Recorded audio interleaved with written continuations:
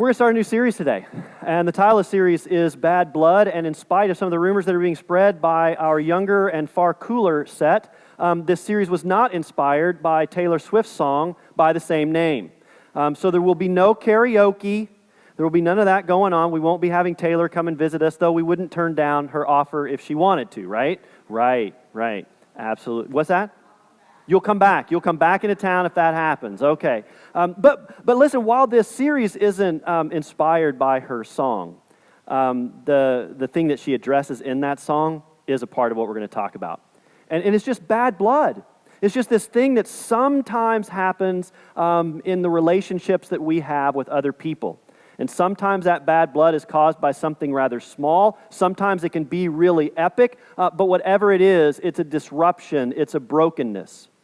Maybe you've experienced bad blood with a coworker or a boss or an employee, someone who's just bringing a lot of stress and tension into the work environment. Maybe you're a student and you're in middle school or high school and there's someone that you go to school with who just brings tension into the room. They like to tease other people or gossip about people or do whatever it is that just makes other people feel small. And when you see that person, you kind of want to disappear. You just wish that person would go away because it's so uncomfortable. Maybe you've got a friend and you've gotten along for a really long time. But something was said or something wasn't said. Something was done or something wasn't done. And suddenly that really good relationship has, it's got some bad blood in it. And it's got some hurt feelings. Maybe there's some bad blood with a coach or a teacher, or maybe it's someone you don't even know, but when you see them, you can just feel the temperature rise in your body.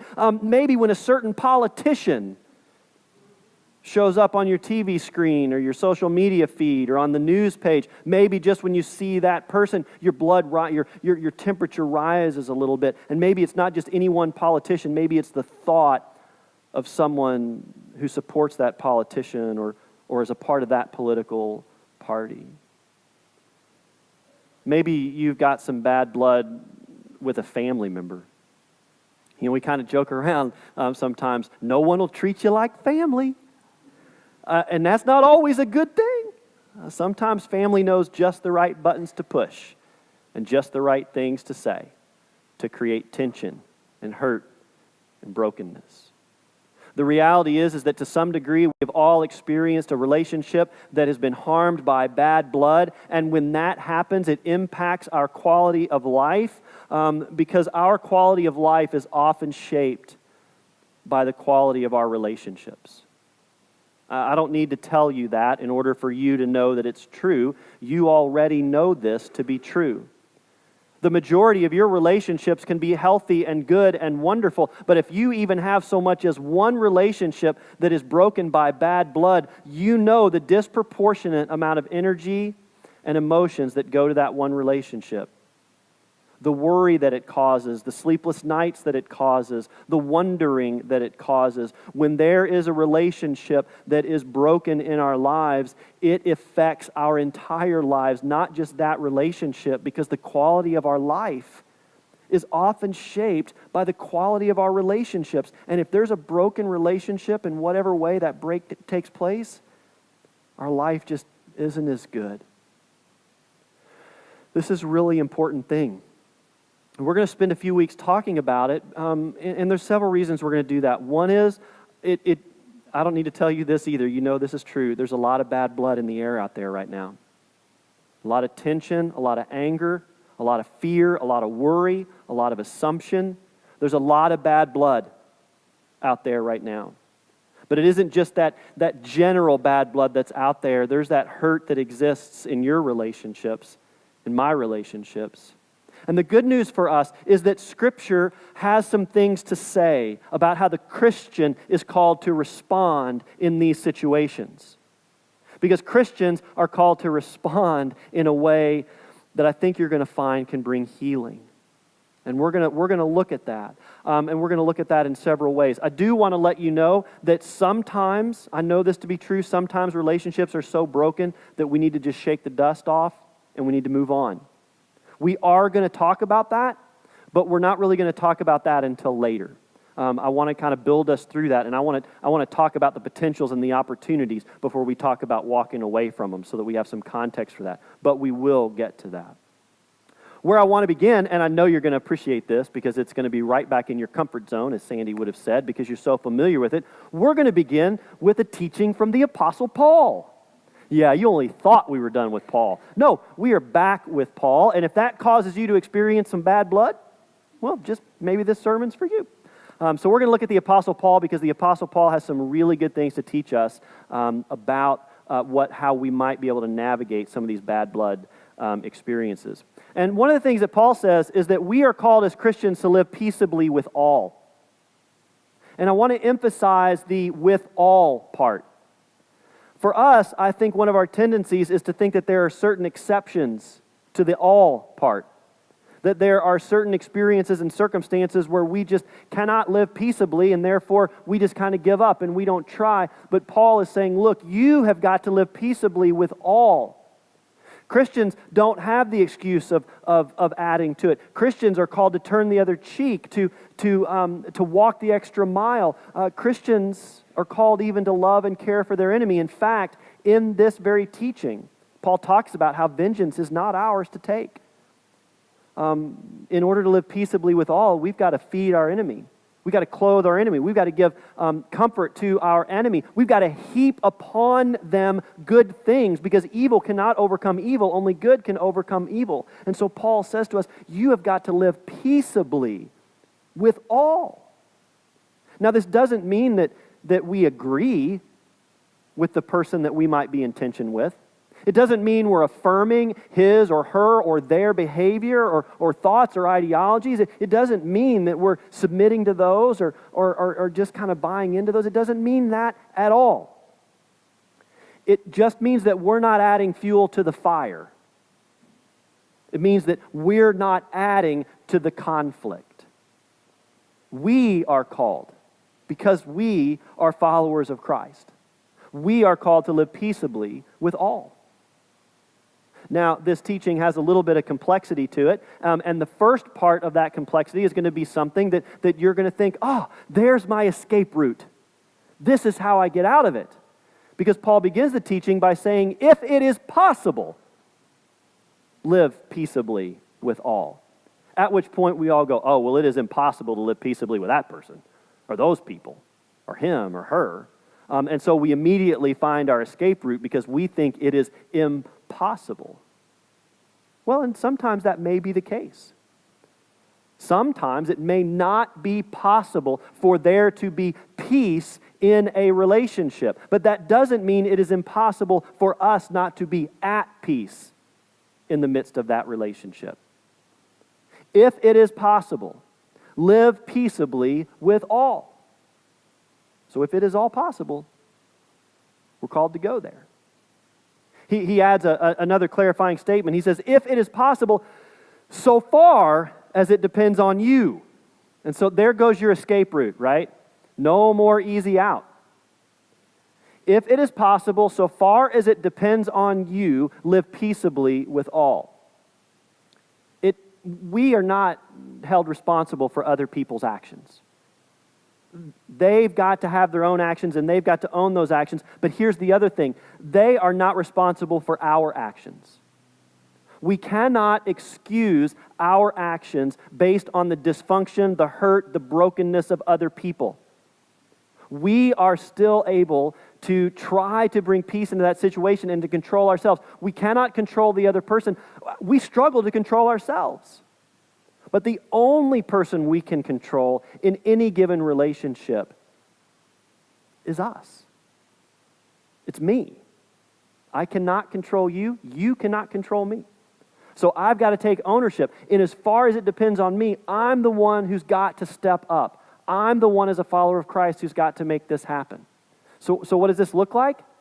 It means that no matter the situation, when it is up to me, I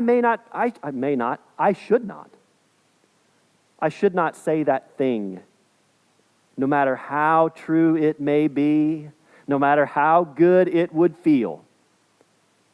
I should not say that thing that I know is going to cause harm to someone else and fracture peace. I should not be the one who reverts to the silent treatment, because sometimes we know it's the silence that'll break someone else's heart.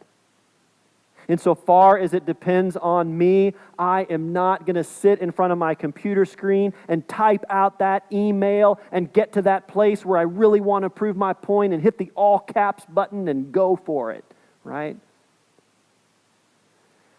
You can write that email. You can even use all caps. Just don't send it. And if you really think you've got to send it, sleep on it. Wake up the next morning and check yourself.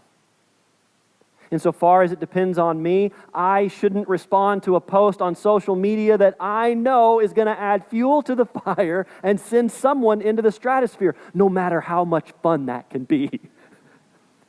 Insofar as it depends on me, that's not what brings peace into the relationship. We cannot control what someone else does, but we can control what we do. Therefore, if it is possible, so far as it depends on us, we are called to live peaceably with all. Another important question to that, another important thing to think about in that, is when you're in those moments, have you gone as far as you can go? Have you done everything that you can possibly do to try to bring peace and reconciliation into the broken relationship? Have you said what needs to be said? Have you gone out there and gone the extra mile? Have you done everything that you can do in order to make that happen? Sometimes you might have, and there's still no peace. And that may be one of those things we talk about in a couple weeks about shaking the dust off and moving on. Sometimes that happens. But here's the advantage of doing every single thing that we can to try to bring peace into that situation. It's because when we do everything we can, when we go as far as we can, we get rid of the burden of the what if. And the what if is a big deal. What if I had only said this? What if I had only not said that? What if I had only done this or not done that? What if I had made this effort? The burden of the what if is a very real burden, and some of the most pain-filled stories I've ever heard was from those individuals who didn't go as far as they knew they could have gone.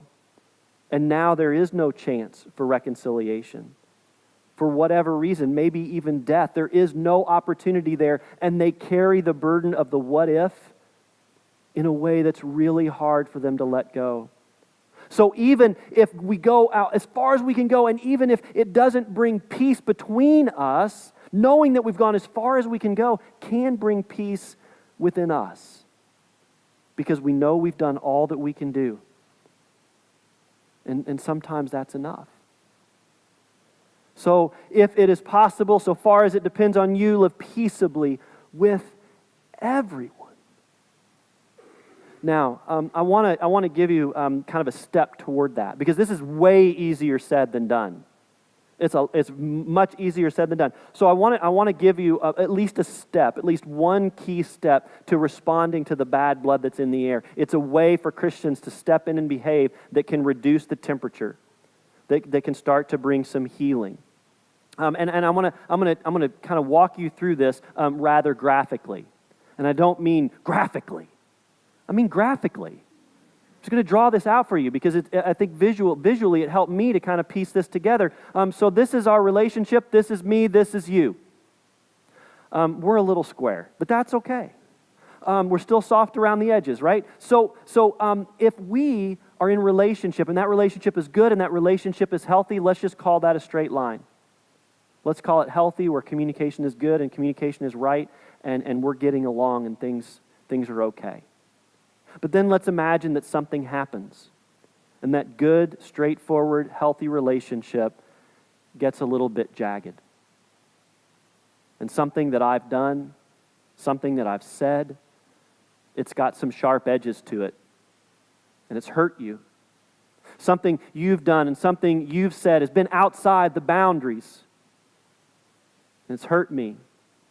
And we're no longer communicating effectively and directly. We're just tossing barbs here and there, and we're hurting each other, and it just kind of looks like the wreck that is right there.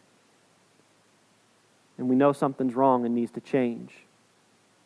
Oftentimes what we will do is, in the effort to kind of build a bridge, In the effort to make some reconciliation, we'll start doing things or we'll start saying things one to the other. And as we do that, what we think we're doing is we think we're closing the gap. We think that we're building the bridge because we're trying to help that person understand where we're coming from. And so we're telling them where we're coming from, and they're telling us where they're coming from, and we think we're building a bridge, but really what ends up happening is where I'm coming from and where you're coming from meets in the middle, and the next thing you know, our words and our actions are building a wall. Because I'm so busy trying to get you to understand where I'm coming from that I'm not listening to a word you have to say. And so our words and our actions, instead of building bridges, they actually build a wall, and then we're on either side of the wall, and it doesn't matter what we say or what we do because we've built this wall and it's just bouncing off, and there is no impact and there is no effect. And so in order to change that dynamic, we've got to get to the other side. We've got to get to the other side of the wall. And this is very Jesus. We got to go to the other side. We've got to be the ones who make the trip.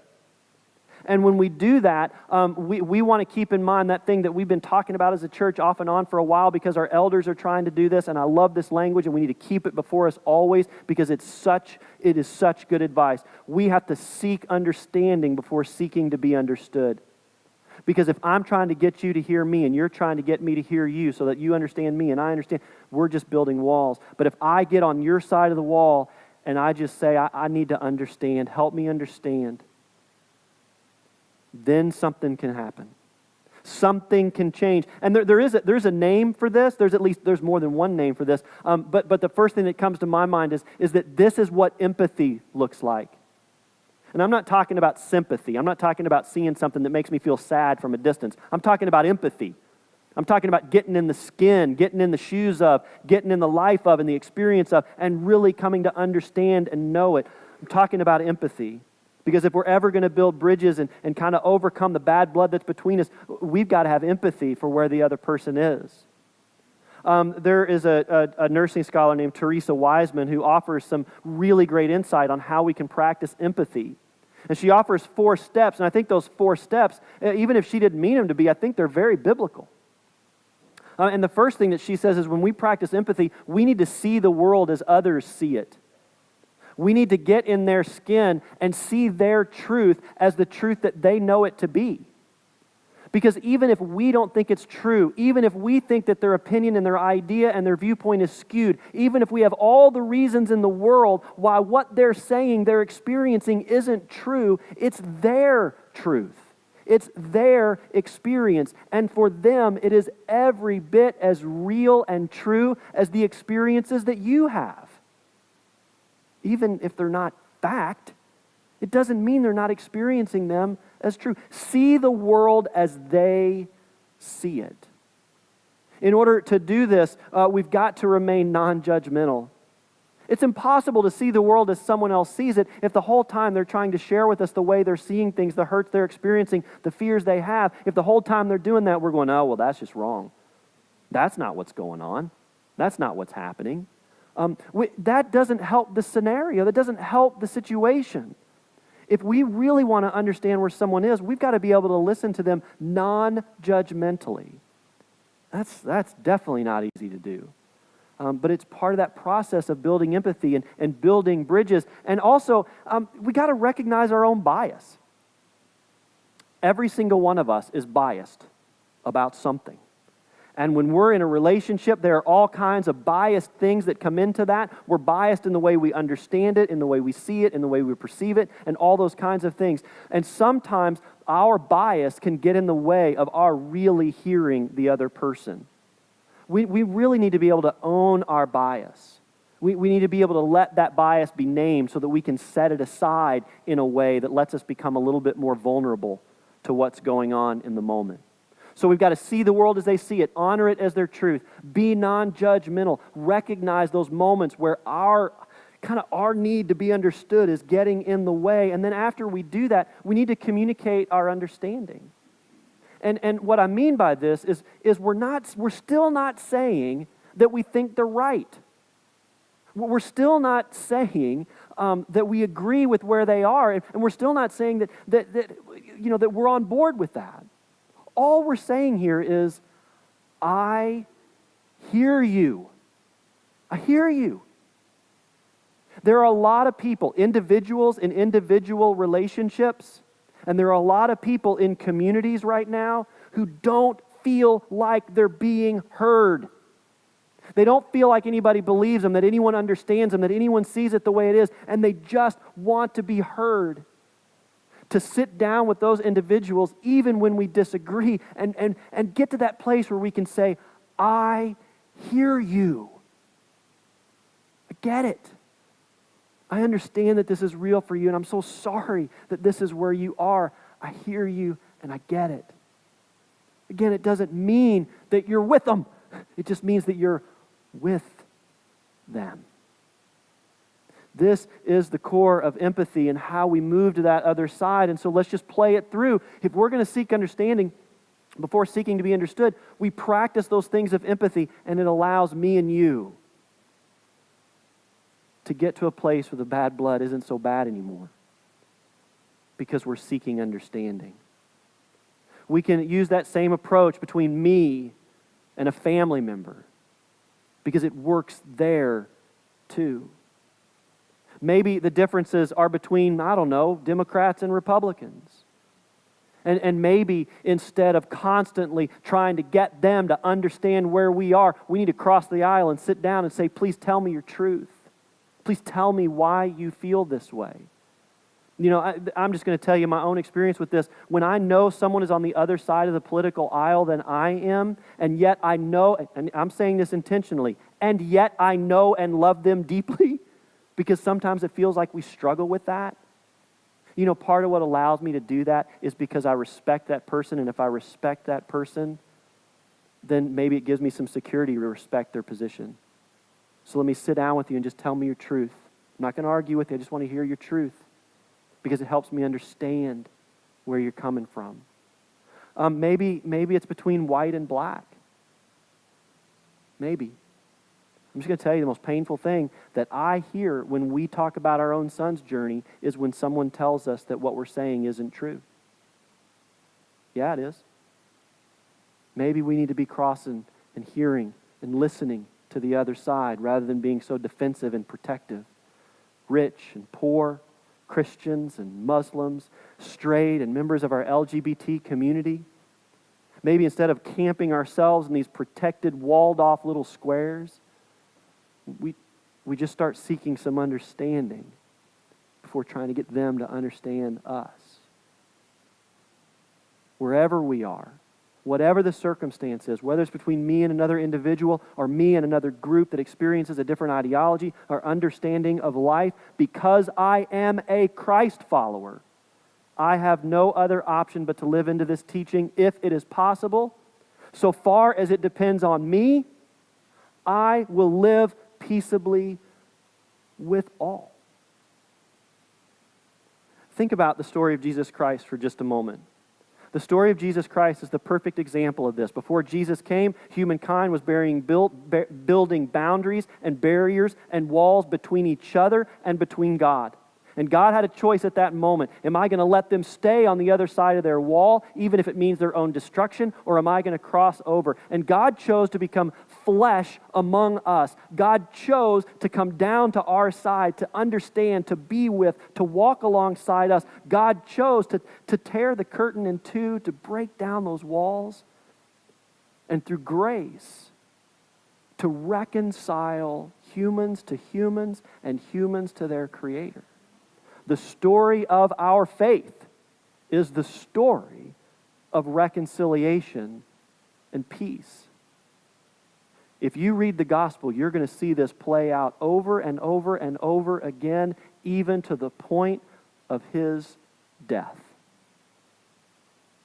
If he is willing to die so that we might have reconciliation with God, might we be willing to cross the aisle and hear a truth that's not our own? To visit a community that we don't understand and maybe don't trust, to hear a word that's not our own? To pick up the phone and call a family member or sit down with them and just say, enough? I just want to hear. If he's willing to die, might we be willing to live in ways that bring peace and reconciliation? Here's the thing, there's no guarantee that that's going to fix the relationship. But maybe, just maybe, in the effort, we'll find a peace that surpasses all understanding. And for me, maybe that'll be enough. Amen.